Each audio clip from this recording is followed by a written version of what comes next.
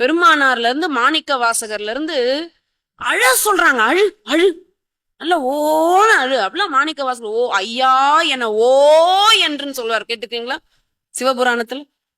ஓன்னு கத்தணும். என்ன அசிங்கமா இருக்கு ஓன்னு கத்தணும்? அப்பனா கர்வம் இருக்குன்னு அர்த்தம். நான்லாம் அழமாட்டேன், எனக்கெல்லாம் அழைய வேற. அப்பனா என்ன அர்த்தம்? நான்லாம் ஆம்பளைப்பா, நான்லாம் அழமாட்டேன். பொம்பளைங்க தான் அப்படிதான், பொம்பளைங்க தான். அப்ப வந்துச்சா கர்வம்?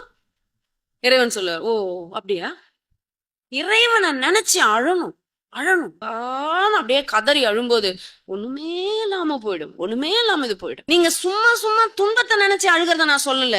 இறைவனை நினைச்சு கதறணும். இறைவா இறைவா இறைவா இறைவா இறைவா இறைவான்னு இரக்கத்தோட. இன்னொரு உயிரினுடைய கஷ்டம், இந்த அழுக இருக்கணும் நமக்குள்ள. அப்ப அந்த அழுக போயிடும். போயா ஆண்டவனுக்காக அழுகிற இந்த உள்ள இந்த கண்டதுக்கெல்லாம் நான் அழுவாதுன்னு வைராக்கியம் ஆயிடும். உண்மையாங்க.